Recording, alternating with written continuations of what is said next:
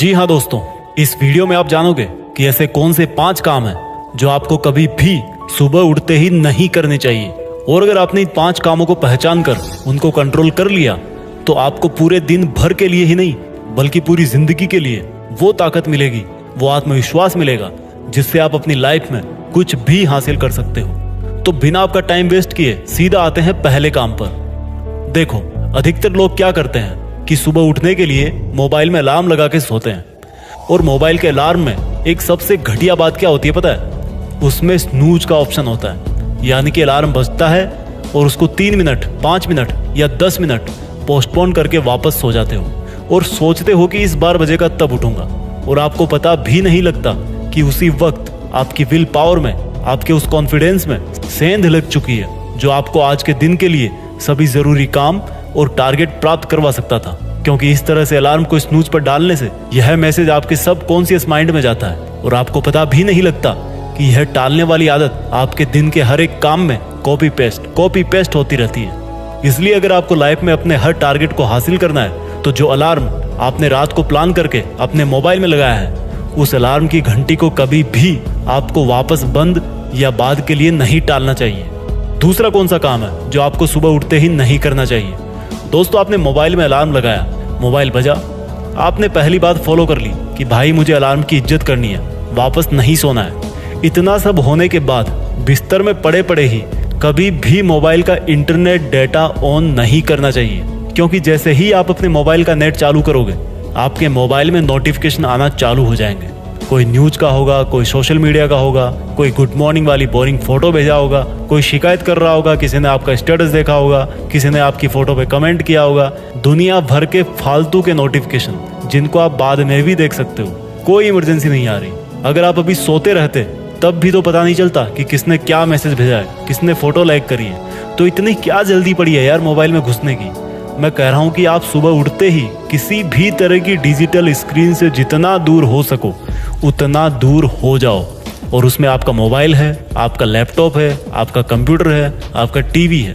क्योंकि जो एनर्जी, जो फोकस आपको रात में सोने की वजह से आपके बॉडी और माइंड में मिला था, वो ये सब इलेक्ट्रॉनिक मीडिया आपका अटेंशन और टाइम लेकर के आपको सुबह सुबह सुस्त बना देगा। समझ में आ गई दूसरी बात?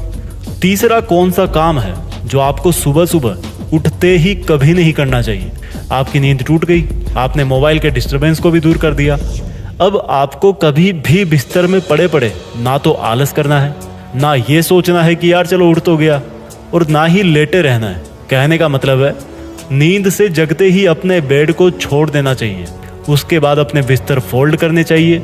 अपने रूम के पर्दे वर्दे हटा दो भाई, सूरज इंतजार कर रहा है, आपका उज्जवल भविष्य आपका वेट कर रहा है। इसलिए बिस्तर से उठकर बिस्तर फोल्ड करके, लाइट ऑन करके, खिड़की दरवाजे खोल करके नई सुबह का स्वागत करो। दोस्तों, यहाँ पर मैं आपको एक बात बोलना चाहता हूँ। आपने देखा होगा कि हमारे देश में पहले लोग चारपाई पर जब सोना होता था तो बिस्तर उसी टाइम डाल करके सोते थे और उठने के बाद अपने बेड को फोल्ड कर देते थे। लेकिन जैसे जैसे टाइम बदला, लोग लग्जरियस हो गए और खटिया की जगह डबल बेड ने ले ली। और ये जब से डबल बेड आया है उस पे बिस्तर हमेशा लगा रहता है। और यही रीजन है हमारा आलस करने का। मैं आपसे यह तो नहीं बोल रहा कि आप डबल बेड छोड़ दो, लेकिन यह बताना चाहता हूँ कि जो हमारी प्राचीन भारतीय लाइफस्टाइल है ना यार, वो ज़्यादा नेचुरल है, ज़्यादा लॉजिकल है। एनीवे, आपको तीसरा काम समझ में आ गया जो आपको सुबह नहीं करना है, यानी कि नींद टूटते ही बिस्तर में नहीं घुसे रहना है। अब बात करता हूँ वो चौथा काम जो आपको सुबह कभी नहीं करना चाहिए। जब आप उठ जाते हो, आपको अपने रात वाले कपड़ों में नहीं रहना है। कहने का मतलब है कि जिस तरह से दिन नया आ गया, आपको भी अपने आप को यह फील करवाना है कि ये आज है, ये कल वाला कल नहीं है।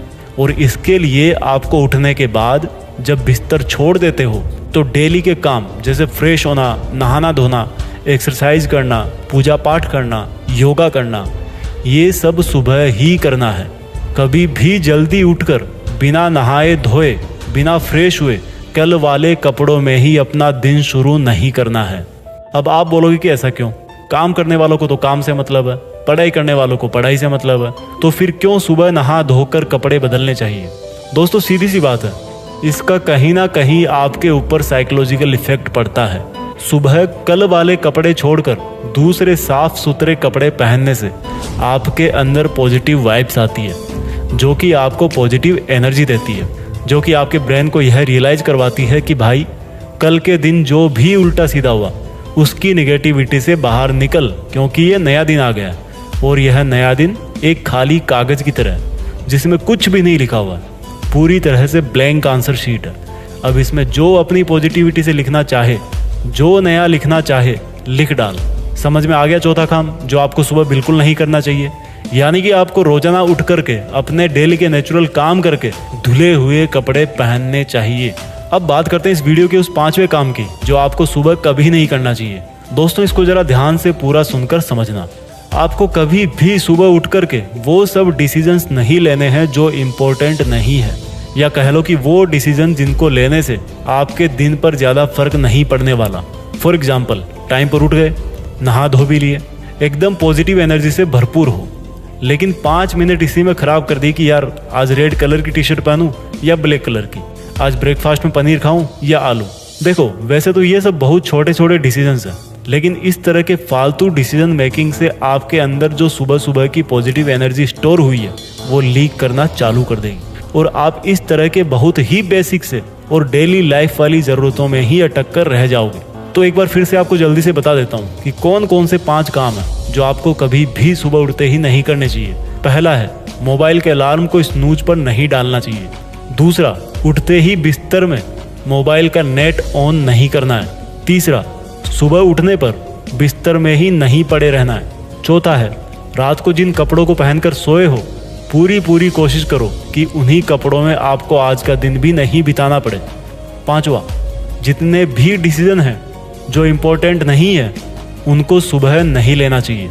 तो आई होप आपको ये वीडियो पसंद आया होगा। अच्छी आदतें रखो, अपने आप को हेल्दी रखो और अपने सपनों के पीछे पूरे जोश के साथ जुटे रहो। जय हिंद, वंदे मातरम।